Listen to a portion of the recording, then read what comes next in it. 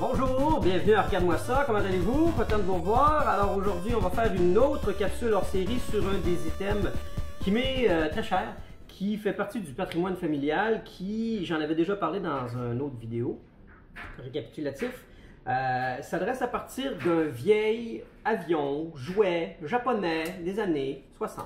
C'était le genre de truc que tu pouvais commander dans les catalogues Sears. Ils en ont fait de 61 à 63, si je me rappelle bien.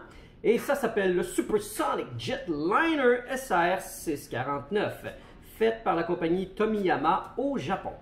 Et cet avion a été un jouet de l'enfance de mon père et aussi de moi et de mon frère. Quand j'allais chez mon grand-père, il y avait encore cet avion-là. Et quelques mois avant le décès de mon grand-père, il m'avait invité chez lui et il m'avait donné cet avion.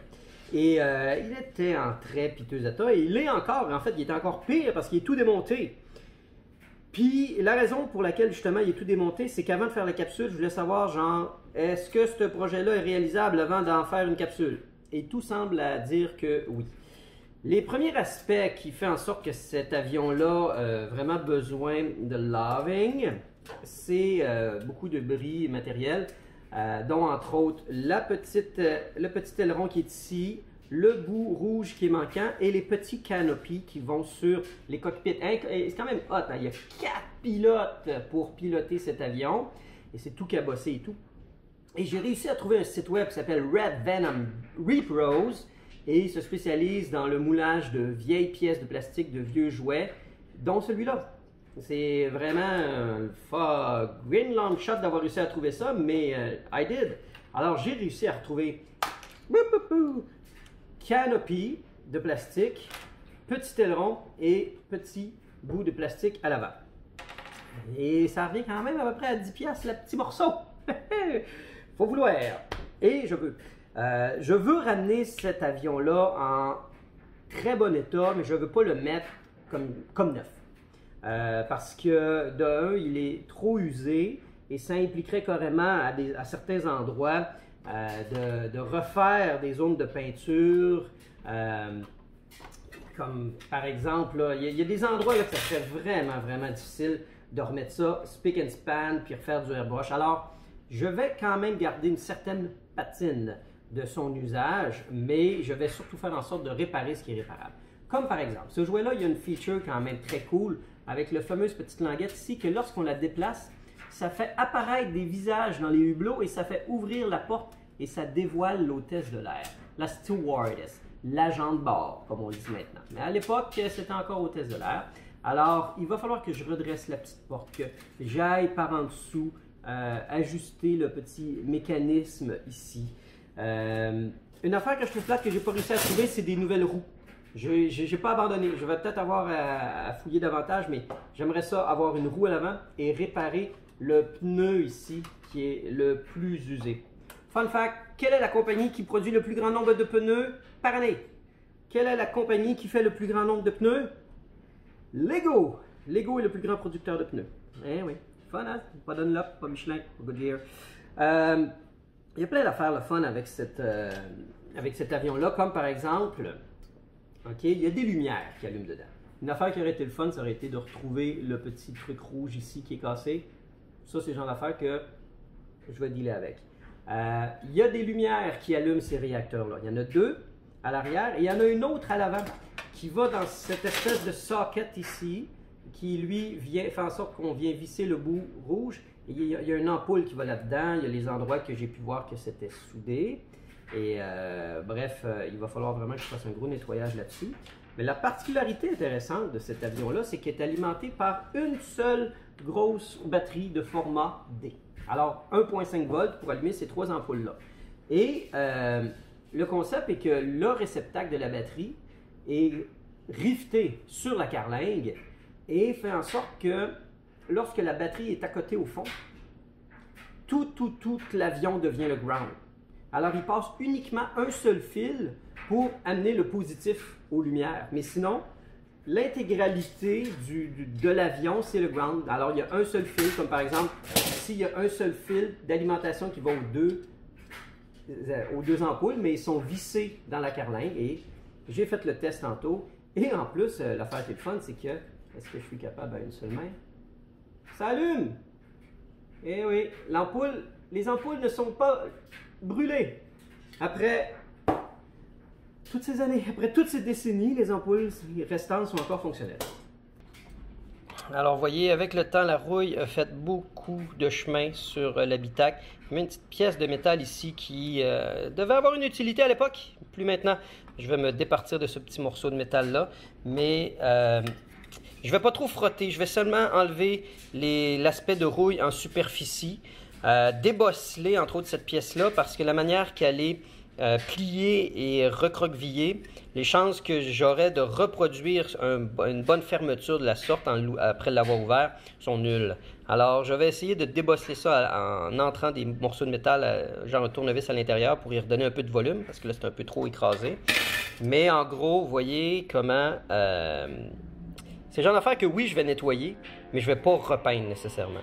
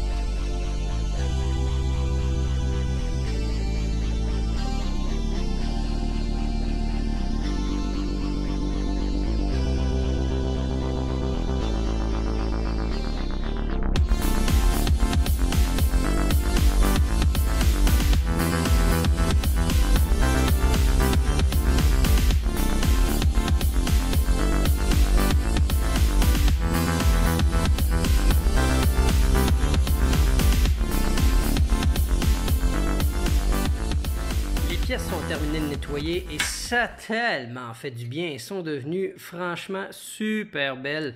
C'est sûr qu'il y a des petites égratignures un peu partout, mais c'est fou, là. Il y avait vraiment une couche jaunâtre à la grandeur des pièces. Peut-être parce que mon grand-père fumait beaucoup la cigarette. Alors, je crois que j'ai enlevé un petit peu de Mark 10 et d'exporter et ça n'a pas de filtre sur les ailes et toutes les composantes. Bref, j'y suis allé avec le pad SOS très délicatement. J'ai fait des petits tests au début sur, entre autres, cette pièce-là, qui est la moins visible, celle-là qui est en dessous, pour voir si ça partait bien et ça a vraiment donné des résultats probants très rapidement. Il faut y aller quand même assez mollo parce que j'avoue que ça l'a enlevé un micro un peu fini luisant. Okay? C'est quand même shiny, mais je sens quand même qu'elle a perdu un petit peu de son éclat. Mais le fait d'être propre fait gagner sur tout le reste. Aussi, cet avion-là a dû être sur le dessus d'une étagère au moment où il repeignait le plafond parce qu'il y avait des picots blancs de peinture partout. Ça a été passablement long d'enlever les dizaines et les dizaines de petites particules blanches un peu partout. Je n'ai peut-être oublié, mais je n'ai enlevé franchement au moins 97%. Prochaine étape maintenant que j'ai envie de régler, c'est la fameuse petite porte parce que c'est un petit quick win que j'ai envie de faire. Penchons-nous là-dessus. Voyez-vous, il y a deux petites tiges de métal. Une à gauche, un peu plus grande, et une à droite, un peu plus courte. Et celle de droite, c'est celle qui nous intéresse en ce moment parce que normalement, elle est supposée avoir une extrémité qui passe à travers une espèce de pièce jaune qui est juste ici, qui, elle, est entraînée par le bouton Open Close et qui active la porte. Et à force d'activation, une des extrémités a cassé. Je vais devoir la retirer et en mettre une nouvelle.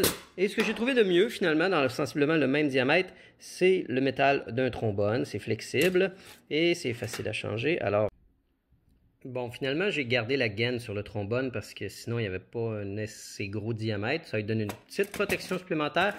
Voyons ce que ça donne. Hey yo! Alors... Bonjour, veuillez prendre place s'il vous plaît. Décollage, on est prêt. Ah, mais voilà, enfin cette porte-là ne fonctionnait plus depuis vraiment des décennies. Mais elle est maintenant parfaitement opérationnelle. C'était aussi simple que ça. Les choses avancent, comme par exemple ici, j'ai réinstallé la petite lumière qui était décrochée et j'ai fait un nouveau fil de connexion qui va aller se connecter un peu plus tard. L'important, c'est le fameux interrupteur on-off qui est juste ici. J'ai déplié ici tous les rebords de métal parce qu'avec toute la super imbiburtificatisation que j'ai faite pendant le nettoyage, évidemment, ça l'a oxydé ici, toute cette zone-là. Alors, je dois nettoyer les pièces du contact ici pour être sûr que je suis en mesure de conserver l'ancien interrupteur que je trouve très, très cool. On recommence enfin à avoir du métal, ça fait du bien de chaque côté. Alors même le petit truc de contact ici, ça va faire vraiment beaucoup de bien. Et puis on peut voir que le concept est extrêmement simple. Alors c'est un système de glissage comme ça qui vient faire un balayage et apporte le contact. Alors on peut le remettre en place. Beaucoup de progression a été faite depuis tantôt, entre autres de souder les deux fils qui alimentent les lumières ici sur une des bornes de l'interrupteur. Et l'autre, lui, est soudé sur le socket de batterie original. Parce que j'ai réalisé que ce qui fait le contact avec la batterie, c'est ce boîtier-là, mais il manquait la portion qui faisait le contact avec le positif de la batterie. Je me suis donc fait une pièce de cuivre que j'ai fait en sorte de fitter dans les mêmes trous. En tout cas, c'est un petit peu rabibochage. J'avoue que c'est pas aussi tight que je l'aurais voulu, mais ça marche, ça fonctionne. Alors, c'est ça, normalement, la batterie vient s'accoter comme ça à l'intérieur de ça. Maintenant rendu à assembler le fuselage et le réinsérer petite languette par petite languette. C'est quand même pas un travail facile. Il faut y aller avec beaucoup de petites minuties. Mais ça rentre et évidemment, le concept de pouvoir replier chacun des petites languettes par la suite vers l'intérieur va être un petit peu à oublier là, dans ce cas-ci. Je ne serai pas en mesure de le refaire. Je ne suis pas une usine japonaise des années 60 ici. Mais ça va tenir serré et remarquez que j'ai dans le même profité pour mettre les cockpits et le petit aileron. Et bien voilà, on y est. Tout est assemblé. Et ça n'a pas été une mince affaire. Il a même fallu évidemment que je me reprenne parce qu'à un moment donné, il y avait une languette qui n'était pas bien dedans, puis le fitting du fil et tout. Je commençais à être particulièrement épuisé, mais enfin, l'avion est terminé et j'ai changé de décor parce que ça va faire un peu l'ambiance orangée.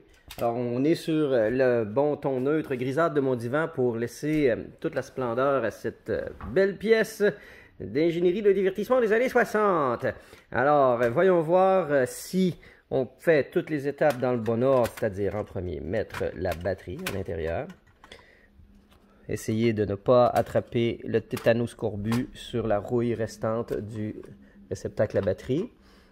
Maintenant, la pièce qui va faire contact, j'ai comme voulu donner un certain spring pour que ça fasse vraiment une pression finalement sur la batterie au moment de la mettre pour être sûr que le contact soit bon. Et c'est cette languette-là qui, lorsqu'elle est repoussée et fait contact avec le petit œillet qui est là, le petit via qui est là, c'est lui, en fin de compte, qui amène le ground au reste du fuselage. C'est vraiment intéressant, franchement. Le petit système électrique, aussi simple que ça peut paraître, il y a eu vraiment une bonne réflexion qui a été faite pour simplifier le truc. Alors, quand j'ai réalisé qu'il faut aller justement souder le fil sur le petit rivet parce que c'est cet interrupteur-là qui fait le contact, j'ai vraiment fait « Nice job, guys! » Et si on la met à on, on a maintenant les lumières à l'arrière. Et il me manque une ampoule à l'avant. Alors, trouver une ampoule à culasse de 1,5 volts, c'est pas facile à trouver. Hein? J'ai fait quelques places de hobby et non, ils n'en ont pas. Alors, il me reste à aller voir des compagnies spécialisées en luminaires, mais je vais sûrement venir à bout d'être capable d'avoir 3 ampoules sur cet avion-là. Truc manquant sur cet avion qui est un peu dommage, qu'on s'en rend compte quand on en parle, c'est qu'ici, normalement, il y a un mini aileron qui va sur le top, qui, lui, est manquant depuis très, très longtemps. Je me rappelle même pas l'avoir déjà vu. Alors, malheureusement, ça, c'est le genre de pièce que je ne peux pas reproduire, qui ne se rachète pas à moins que je rachète un autre avion. Donc, elle n'aura jamais son petit aileron à l'arrière.